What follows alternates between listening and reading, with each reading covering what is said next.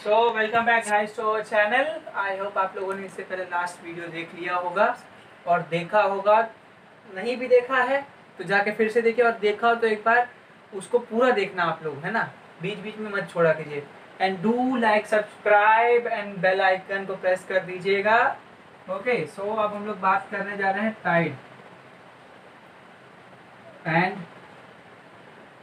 Wave and current के बारे में। ठीक है, सबसे पहले मैं आपको पढ़ाऊंगा वेव के बारे में। वेव कैसे जनरेट होती है।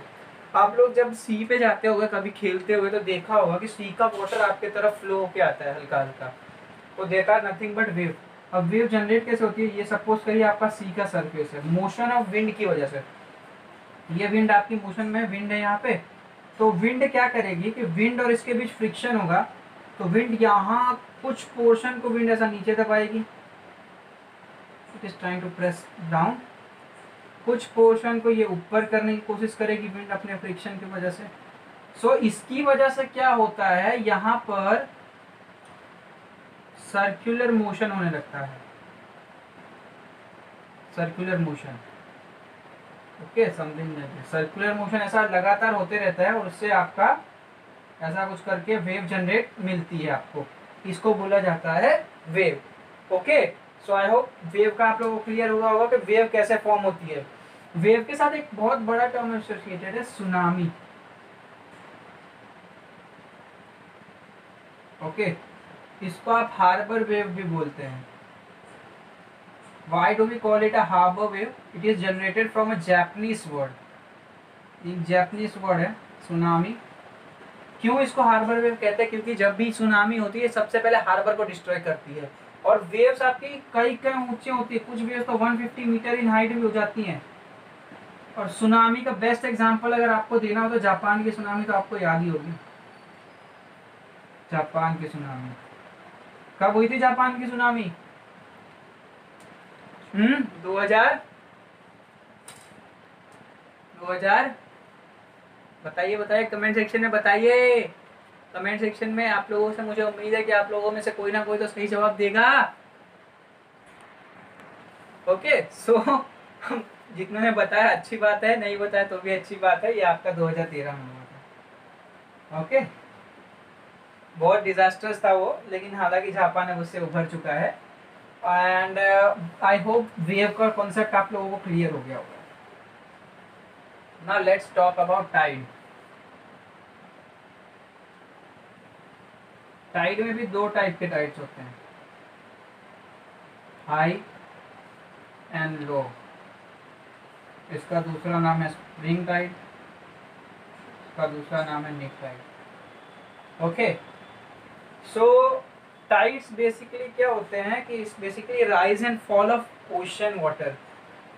आप लोग जो समुद्र के किनारे रहते होंगे, एक्सपीरियंस किया होगा खुद कभी, कि क्या होता है कि वाटर जो सी का है कुछ टाइम पे रेसिड बैक कर जाता है, पीछे चला जाता है। एंड कुछ टाइम के बाद आप जब आओगे अराउंड 15 घंटे, 16 घंटे के बाद, तो आप देखोगे कि वो पानी आगे आया होता है, मीन्स सी बढ़ती है। तो सी का बढ़ना और घटना, उसी को आप लोग टाइडल इफेक्ट या टाइड्स को कहा जाता है। अब जो टाइड है वो क्यों अकर होती है, तो बिकॉज ऐसा समझिए ये आपका अर्थ है, ठीक है। अभी आप ऐसा समझो ये अर्थ है, अर्थ के ये इर्द गिर्द क्या है, ये पूरा आपका एक वाटर है, ये वाटर है, ठीक है। अर्थ के पास मून, ओके, और एक बड़ा सा भाई साहब भी है सोलर सिस्टम में, सन। सो मून के ग्रेविटेशनल पुल की वजह से जो ये अर्थ का वाटर है ये मून की तरफ खींचा जाता है। Why? Because of the gravitational pull, ठीक है, ऑफ द मून। और ऐसा दो बार अकर होगा, एक फुल मून के दिन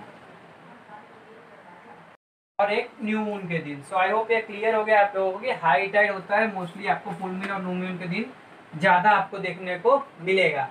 इसको बोला जाता है स्प्रिंग टाइड भी बोलते हैं इसको। ओके, तो ये कॉन्सेप्ट आपका क्लियर हो गया। इसके बाद बात करते हैं नीप टाइड। नीप टाइड या लो टाइड। लो टाइड में क्या होता है, वाटर जो है वो रिसीड करता है। जैसे मान लो ओरिजिनली ये था, तो लो टाइड के दिन ये कुछ कम हो जाएगा। ऐसा ओरिजिनल अगर ऐसा है तो लो टाइड में ऐसा होगा। ये भी ग्रेविटेशनल पुल की वजह से होता है, लेकिन उसमें क्या होता है, अगर ये आपका सन है, ये आपका मून है, they are in diagonally, they are क्या है, एक तरफ देखो परपेंडिकुलर आ रहे हैं, तो वर्टिकली वो ड्रॉन हो जा रहा है। और ये होता है जब मून अपने फर्स्ट एंड लास्ट क्वार्टर में होता है। ओके, आई होप आप लोगों को टाइड्स के बारे में पूरा कुछ क्लियर हो गया है गाइस। अब एक लास्ट टॉपिक ही बच रहा है, दैट इज करंट इस चैप्टर में। ठीक है, करंट की बात करें तो the specific motion of ocean in a particular direction is called, particular direction में होता है वाटर का मोशन ऑफ ओशन।